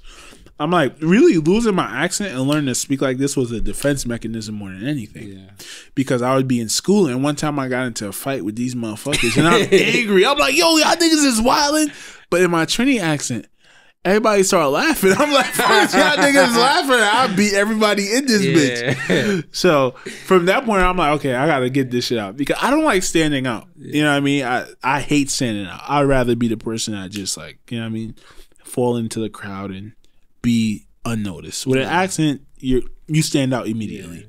So yeah, bro, niggas was just laughing at me, bullying me about my clothes. Not bully, but what's like, a joke they said? Do you remember a joke? Or you want to speak on it? I mean, I can't really remember anything specific. I know, nigga, one time somebody told me my polo man looked like he was falling off the horse. Some shit like that. I had to get a good laugh. That's funny to you? That shit hurt, bro. I know, but it's all good. So you probably do it 10 times better than them, bro. You're right, bro. Come on, easily. Yeah, and you know what's funny? I don't care about brand names now, and my mom realized that. But okay, so let me go. So, okay, damn. So this US way is not gonna cut it. I gotta get some brand name shit. Start looking around. My mom was dating this African dude at one point, and I hate this, bro. This nigga got me a pair of fake Jordans for my birthday. Yeah. I didn't even know they was fake. Okay, damn. But after a while, they fit a little funny. The shit was hurting my big toe. I'm like, yo, what the fuck is this shit, bro? I went to school with it thinking I'm fly. Niggas like, come on, bro. That shit is fake as fuck. You probably had Air Max bottoms on the Jordan. Yeah, bro. I did. Nah. He chatted. Some kid at my school did that. He's from down south. So niggas is cutting my ass about my Jordans. Whatever, I don't care. I'm like, I gotta get some official fake shit. Bought the Gucci belt for $50. Gucci belt for $50. That shit was on sale. What coupon did you have? Nigga, it was at the African spot, bro. All the African 90% off coupon. All the African niggas in New York City got the hookup. I don't want to expose my man. Me and my man's Kev. Nigga, we went. I don't know if niggas know he be wearing fake shit or used to wear fake shit. I don't know who Kev is. I don't care. Okay. He might know it when he see this bitch. Okay. Me and him pulled up, got the fake Gucci belt and all that, but they look real. Like even niggas, because these are the days niggas will fact check your shit in high school. And if a nigga say, "Yo, let me see your belt, see if that shit fake," if you don't take your belt off and show him, oh, your shit fake. That's why you're not taking it off. Yeah. So you would really have to take your shit off and show niggas. This should pass a fact check. Yeah. So I'm valid. What else did I get? I got some Prada shoes. I was wilding, bro. Like niggas know I couldn't afford this. This is all in like a week of you. No. This is over time. This okay. is over time. Over time, I had the Pradas. Thinking about it now, that was some nasty days. Yeah. Fuck am I wearing Prada shoes for? With True Religion cargos. But okay, you bought True Religion, you bought Prada shoes. Did anyone fact check your Gucci belt? Niggas knew my shit was fake. No, except for the Gucci. But niggas knew what I was wearing. That's the thing, bro. Everybody know everybody's shit is fake. Yeah. Right? For the most part. You know what I mean? Like, bro, we kids, bro, but niggas want to front, like... Yeah, we got it. Yeah, exactly, bro. Like, our parents are not chopping out $500 for a belt for us. Absolutely not. No, you know what you could do with that? Yeah. So, but after a while, I started buying real shit. But then after I transferred to Fort Hamilton, I started playing football, just becoming more comfortable with myself. I'm like, bro, fuck this shit. And that's when I started going to school with slippers and socks every day. Yeah. I really didn't give a fuck, nigga. I'm like, bro, I'm comfortable. No, I'm comfortable. That's the most important thing. What school you going to before Fort Hamilton? Murray Hill High School. Okay. It's in Manhattan, in the Murray Hill area. It's like a big building. It was like 4 different schools in there. And my school is actually the first year the school was there. Oh, wow. So it was brand new? Brand new. We only had freshmen and sophomore year. Sophomore year, we had freshmen and sophomores. And junior year, sophomores, freshmen. And did any girls come now since you had that stuff? What you mean? Because you thought if you wore all of that, you could get ladies. No, not really. Yeah, so not really. I think you lived and you learned. I think it was the same thing. I mean, bro, at the end of the day, I don't know. But here's my take on that, bro. It's so sad to. I think that's why people take their bring their kids to private school because of situations like that. Like the high school I went to too. My freshman year, it was more True Religion and polos. Jordan's True Religion polos. Jordan's True Religion polos. I'm like, bro, I ain't got that. I was wearing hand-me-downs. I'm like, yo. From your brother? Yeah, from bro. And I go through phases of losing mad weight, gaining weight, losing weight. So at this point, I'm like, yo. Yeah. This from 9th to 11th. Yeah. 11th grade, I'm like, yo, bro, this is not cutting. Like, my parents would take me shopping right before school. You good? Yeah, I'm good. But I'm like, yo, this is not cutting it. I'm like, yo, I'm wearing bootcut jeans. No one wears bootcut jeans, and I can't wear regular shoes with these. I have to wear boots I cannot fit. Yeah. That's when I got a job and started buying this one. A$AP Rocky came out so fit. Are you working in high school? Yeah. What'd you do? I was a busser at a restaurant. Oh, a restaurant? Yeah. So this one I started buying clothes and everything. Yeah. And the dumbest thing I felt like I bought white cement fours for Flight Club. This when Flight Club was popular. This before StockX. Flight Club was the shit. Yeah. $400. Really? And I told my dad, I didn't have a debit card. I was like, yo, Dad, can I give you $400 for these pair of sneakers? I'm going to buy myself another pair of white. Oh, you had to order it online? Yeah. Why don't you go to the Fight Club store? Because I wasn't going to the city like that. That's not what I did. I didn't. Oh, go you to the didn't city. really travel around and stuff. Nah, I was in 11th grade. I'm not gonna Bro, talk about what? But that's not what I did, bro. That's just not how I grew up. I didn't travel around like. That's not the type of friends I even had too. It's just I like clothes. You're right. Okay, I think had the money. that's the best part about going to school in the city. Niggas would just travel. You got the trains after school. Are we gonna go to fucking Madison Square Garden and walk around there, do a little shopping? Like you could go anywhere. We used to go to Bloomingdale's a lot. You know what Bloomingdale's is? Nah. It's like a upscale Macy's. They have like a bunch of different small like shack of brand stores. They would have Gucci, Louis, Burberry, and stuff like that. And those are some of my worst cops. I bought 2 Burberry shirts. That's when I started buying real shit. Mm-hmm. This was all the time when I was still at Murray Hill High School. So, yeah. On that, but going back to like situation of the wearing clothes and everything, I got lucky though, because nothing was more like famous. But now you see kids now, they have to wear they wear Yeezys and all of that. And it's like, I know this stuff is real, but it's like, it's sad to even think kids to get some socialism. Social clout. I mean, social clout, you have to buy these things. And you know, as a grown man now, you think in the long run, it's like, and you know their parents don't have the money have the money to afford it, but it's like, that's why we got to do better. But you know they're going to grow out of that phase. We can't just be supporting. I mean, your kids should go out of that phase if you teach them the right things. They're surrounded by the right people. You know what I mean? They should automatically get out of that. But I think we got to wrap it up quick. Yeah. I think our time is up, guys. Thank you for joining us. Thank you for listening to this podcast. Yes, sir. We're going to be consistent, as I said, drop these podcasts every week for you guys. And thanks for tuning in, man.